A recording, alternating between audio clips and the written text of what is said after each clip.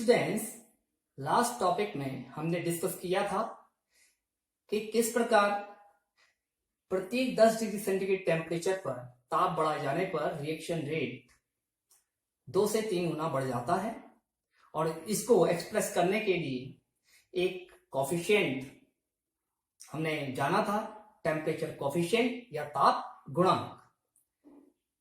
लेकिन ताप गुणांक हमें ये इंफॉर्मेशन नहीं देता कि प्रत्येक तापक्रम पर रिएक्शन रेट किस तरीके से इंक्रीज करेगा, वेरी करेगा विथ टेम्परेचर।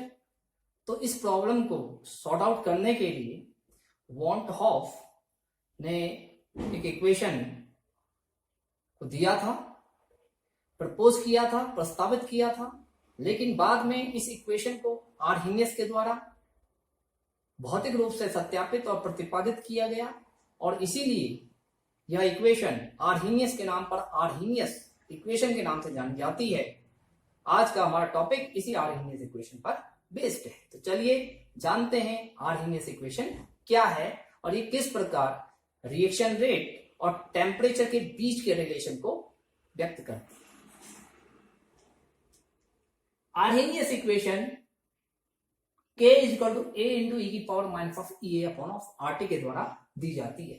यहां पर K रेट कांस्टेंट है, A आर्हीनियस फैक्टर है जो कि आर्हीनियस के नाम पर दिया गया फैक्टर है और ये पर्टिकुलर रिएक्शन के लिए कांस्टेंट होता है।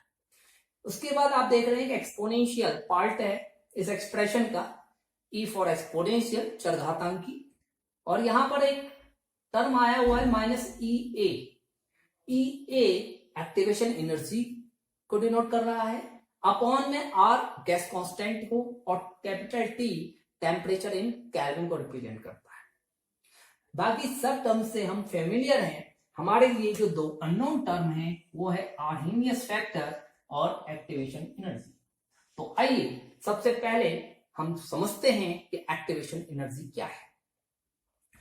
एक्टिवेशन एनर्जी को समझने के लिए हमें रिएक्शन में होने वाले ऊर्जा परिवर्तन को समझना आवश्यक है और इसको समझाने के लिए आर्हीनियस के द्वारा एक थ्योरी डेवलप की गई थी जिसको हम कहते हैं एक्टिवेटेड कॉम्प्लेक्स थ्योरी।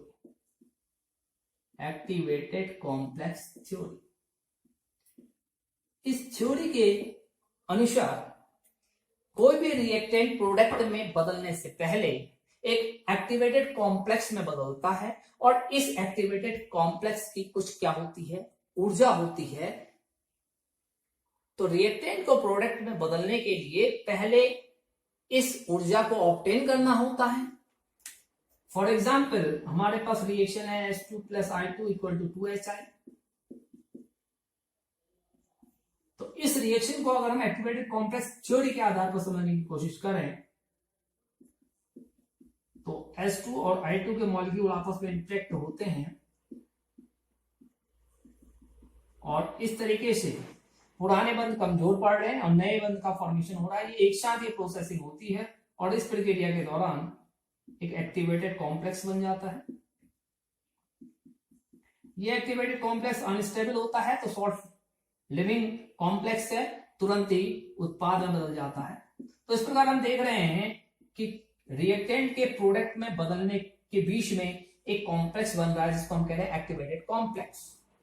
इस कॉम्प्लेक्स के बनने के लिए एक मिनिमम अमाउंट ऑफ एनर्जी की रिक्वायरमेंट होती है रिएक्टेंट मॉलिक्यूल को और उस एनर्जी को ही हम एक्टिवेशन एनर्जी कहते हैं।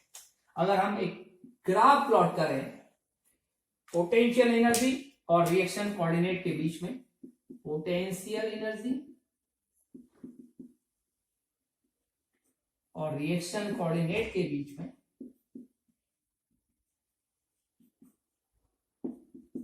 तो हम पाते हैं कि रिएक्टेंट के पास एक मिनिमम अमाउंट ऑफ एनर्जी होती है स्टार्टिंग में, जब ये इनर्ट स्टेट में होता है, जब ये निष्क्रिय अवस्था में होता है।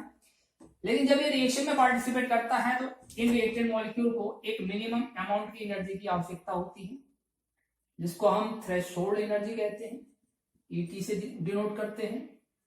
तो जब ये इस थ्रेशोल्ड एनर्जी को ऑब्टेन कर लेते हैं तो यहां पर ये एक्टिवेटेड कॉम्प्लेक्स फॉर्म करते हैं और फिर ये एक्टिवेटेड एक कॉम्प्लेक्स करता है, अपनी एनर्जी को होता है और किसमें बदल जाता है, प्रोडक्ट में बदल जाता है। तो इस तरीके से हमें पोटेंशियल एनर्जी और रिएक्शन कोऑर्डिनेट कर्व प्राप्त होता है। इस क्रम में देखिए रिएक्टेंट ने कुछ एनर्जी को एक्वायर किया है, किसके लिए, किसमें चेंज होने के लिए, एक्टिवेटेड कॉम्प्लेक्स में चेंज होने के लिए। और ये जो एनर्जी इसको रिक्वायर हुई है for change into activated complex में बदलने के लिए, वो किसके इक्वल है, ET माइनस ऑफ ER के इक्वल है। Total amount of energy from here to here is ET, यहां से यहां तक की ऊर्जा क्या है, ET है। जबकि ER के पास पहले से ही कुछ एनर्जी थी, ये एनर्जी पहले से ही थी,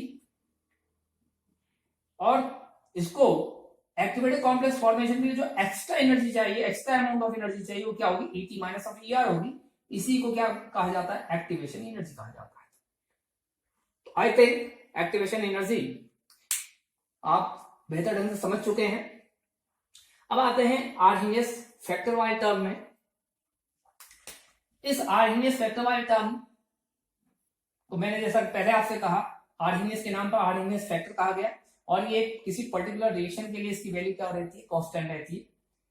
साथ ही इसे प्री एक्सपोनेंशियल फैक्टर के नाम से भी जाना जाता है, प्री एक्सपोनेंशियल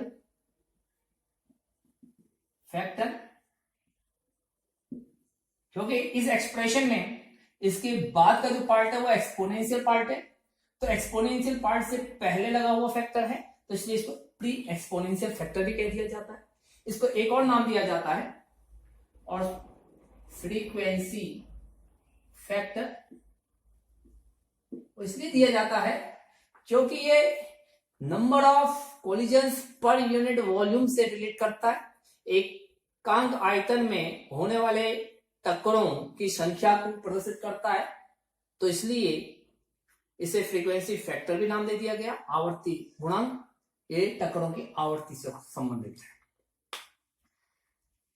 अब क्योंकि हमने कहा कि जब रिएक्टेंट मॉलिक्यूल्स एक्टिवेशन एनर्जी को एक्वायर कर लेते हैं तो ही एक्टिवेटेड कॉम्प्लेक्स बनाते हैं, और उसके बाद यही एक्टिवेटेड कॉम्प्लेक्स प्रोडक्ट का फॉर्मेशन करता है। तो इसका मतलब ये हुआ कि वही रिएक्टेंट मॉलिक्यूल जो इस एनर्जी को एक्वायर कर पाते हैं वही रिएक्शन रेट को बढ़ाने का काम कर रहे हैं, वही प्रोडक्ट को फॉर्म करने का काम कर रहे हैं।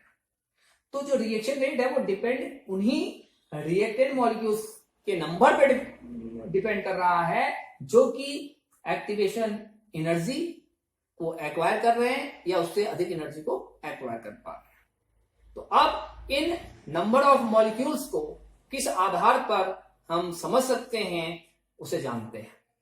तो चूंकि एक पर्टिकुलर मॉलिक्यूल की एनर्जी को फाइंड आउट कर पाना या माप पाना, मेजर कर पाना संभव नहीं है, तो इसके लिए स्टैटिस्टिकल डाटा का यूज किया मैक्सवेल और बोल्ट्जमैन ने, और कुछ एनर्जी डिस्ट्रीब्यूशन कर्व्स खींचे।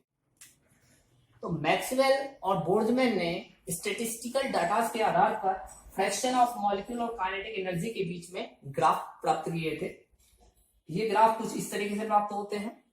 इसमें आप देख पा रहे हैं कि फ्रैक्शन ऑफ मॉलिक्यूल्स, उन मॉलिक्यूल्स का फ्रैक्शन जिनकी काइनेटिक एनर्जी बहुत कम है, वो बहुत कम है, और धीरे धीरे जैसे जैसे काइनेटिक एनर्जी बढ़ रही है फ्रैक्शन ऑफ मॉलिक्यूल्स भी बढ़ रहा है। और आप देख रहे हैं कि यहाँ पर एक पीक पॉइंट प्राप्त हो जा रहा है, फ्रैक्शन ऑफ मॉलिक्यूल्स का पीक पॉइंट। तो ये किसको डिनोट करेगा, ये प्रदर्शित कर रहा है कि ये जो काइनेटिक एनर्जी है, इसके संग जो काइनेटिक एनर्जी है वो मैक्सिमम मॉलिक्यूल्स के द्वारा कंटेन की जा रही है, यानी कि अधिकांश मॉलिक्यूल्स उसी